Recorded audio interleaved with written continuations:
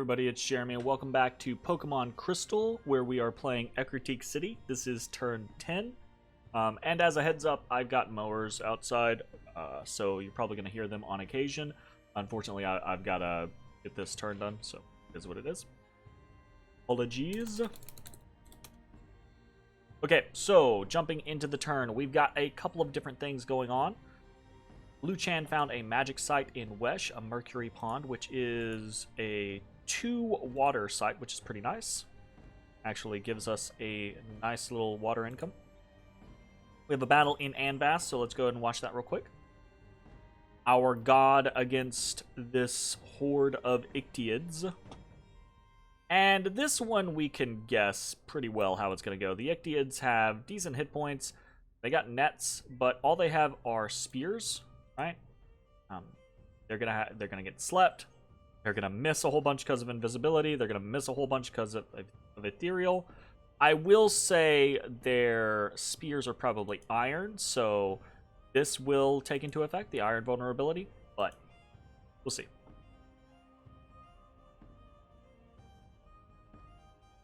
And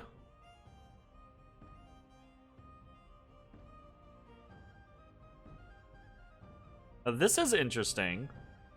These Ictiids actually did kind of like bypass the Gengars trying to go for the god, but we didn't lose a single Gengar. Like they don't get hit. So not much to be done there. Easy win for us in Anvast.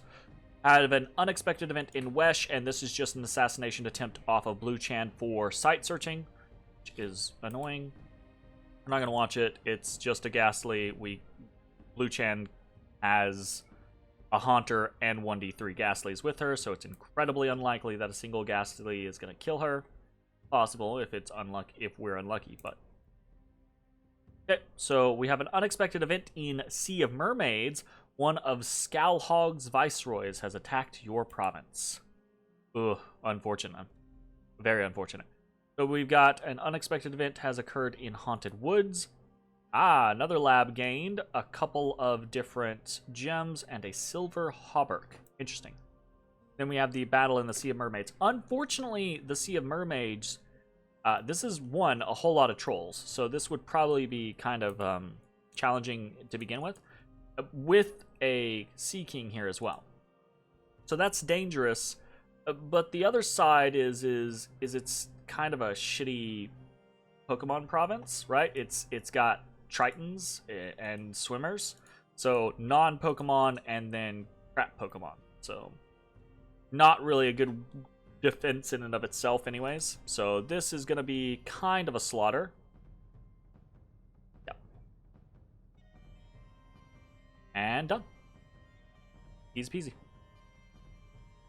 So we lose in the Sea of Mermaids, and we have a Ghastly promoted in Shambolic. Okay, what is happening this turn? Okay, let's start by talking about what state we're in. All right, we've got 1, 2, 3, 4, 5, 6, 7, 8, 9, 10, 11, 12, 13, 14 provinces on turn 10. That's not terrible. It's not great. It's not terrible. We were on point to be great, and then we had a number of situations happen. This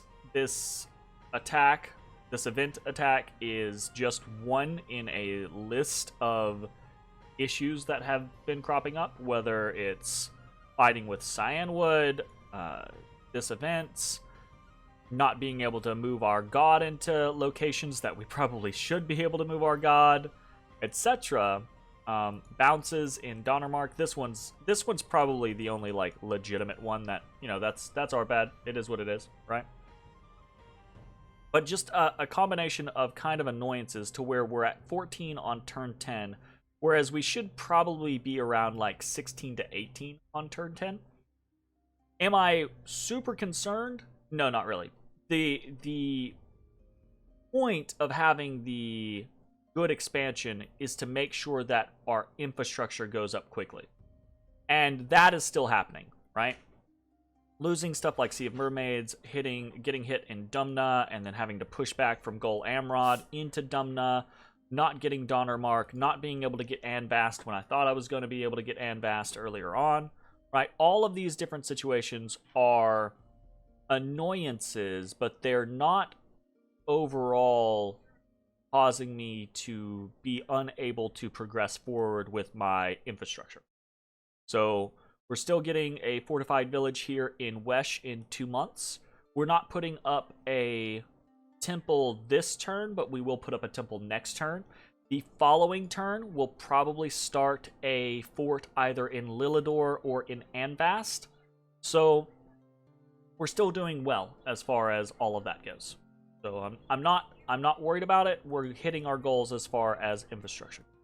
Now it is annoying. We would be more than hitting our goals if we weren't facing these issues, but I think we'll still be okay. We have 2 turns before the turn rolls, right? Before the year rolls, rather. We're definitely going to take Silver Swamps, I would assume, unless there's a bump. We might take Fahm. Fahm is quite a bit more dangerous for us with the Farfetcheds and the Pidgeys, so we might actually lose that, but we're going to try, depending on what we see when we move into Silver Swamps. If we see, like, a whole bunch of shit over here, we're probably going to try to go for Fahm. If we see nothing over here, we might poke around in this direction. We'll see. So, but generally speaking, I think we're probably going to hit about 15 or 16 by turn 12. Solid that we can control, because we're also raiding into Cyanwood City's territory. So let's actually talk. Let's stop talking about the high level concepts and start talking about what we're actually doing this turn. This turn we are moving Kimono 6 into Kevin, right? It's a very small force, so if he has PD here, like Yanma's or something like that, it is possible that this force gets killed. If he moves something into this province, then it's also likely that our force dies. But that's okay. These are throwaway forces. The very point of what we're doing with them is to just be frivolous and annoy him, try to cut some of his income out, and go from there. Okay? What else are we doing? We already know we're moving into Wesh with Kimono 2. We are continuing to build a fortified village with Kimono 1. We are sneaking Kimono 3 over to the Haunted Woods. What Kimono 3 is doing is Kimono 3 is actually going to start going around and collecting free spawn. So we're not getting much free spawn in outlying areas, but we are getting a little bit, right? And it's important for us to have a handful of units that, as our empire expands, their entire purpose is to just run around and collect the free spawn that we generate, so that we can have that free spawn available in the fights that matter. Okay? So we're gonna pick up free spawn in Haunted Woods and then kind of make a circuit through Furia and Shambolic, probably. Blue Chan 1 is heading over to Haunted Woods to start site searching, right? Which means we will not have a priest to build a temple here in Wesh next turn, except we are going to send Red Chan 1 down there, so we'll be able to build a temple with Red Chan 1 and then start site searching for air. Okay. We are sneaking some other kimonos around. So Kimono 5 is taking a small force, right, and heading into Dumna. And this force can either be an attack for another raiding force, right, or it can be a resupply force for Kimono 6, or a combination of the two, right? So the whole point is just to start to apply pressure to Cyanwood City and see how they react. Okay? Next up, we have Kimono 4 is heading to Ecruteak City. The point there is they're going to start picking up stuff from Ecruteak City probably this turn, right? We have 21 spawn. Probably get another 18 to 20 spawn in the following turn, right? I pick those up from Ecruteak City with Kimono 4. And then I head back to Gol Amrod, and that's going to be 2 turns. Gol Amrod will spawn next turn, and then Gol Amrod will spawn the following turn. I should be looking at close to cap, close to 60 or 70 units, whereas we can lead 80. And so that'll be another, so 1 turn, 2 turns, 3 turns will be threatening more of Cyan Wood City's territory. Okay? And that's the free spawn in action, right? Is that we don't have much income, but once we get our infrastructure up, we're at four forts. We're basically spitting out an close to a full army, an 80 army every single turn. Every single turn. Okay? So that's the general concept. So we're moving Kimono 4 up to Ecruteak. We're moving Casper, our god, back to Ecruteak. It's time for him to... He's done the expanding parts that we need him to. It's time for him to start researching and then casting spells, getting into some really good stuff. Fingers crossed. So his research is really going to boost us. Next turn, we're not even going to be done with Construction 2. But on the turn that he starts researching, we will finish Construction 2, we'll finish Thaumaturgy 1, and we'll go through a good portion of Thaumaturgy 2. Okay? And we probably are, you might notice we've swapped from Enchantment over to Thaumaturgy. We probably are going to run up Thaumaturgy just a tad, at the very least, maybe going to level 5 for Soul Slay, for Crystal Gengars, for Crystal Ghastly Gathering, right, at 6+ for 10 gems. That's not bad. Gengar Champions are actually good. This actually, going up to 5, gets us all of the champions that I'm super interested in. I don't think Misdrevious Champion is actually very good. But Ghastly Champions are H3s. So they're not very strong, so that's a downside, and they're very pricey for the fact that they're not very strong, but they are H3s. And this is one of the reasons why I was okay with having an interesting kind of robust bless for a nation like this, is because I can pop out these as need be. It's very easy to produce them. They don't, not a very high cast requirement. And they are pricey, but they're not crazy pricey. So we should be able to have one of these with every army that needs to have it. Should be that situation. Pretty easy. I think that's it as far as that is concerned. We have J-Boy 1, our first junior trainer boy, is actually building a historical kindergarten. And the point there is we're just wanting... It only costs us 2... Let me double check this. Yeah, it only costs us 2 death gems, and it's an extra 2 experience, right? I found in the previous games playing Pokemon mods that gaining experience on your units is incredibly important.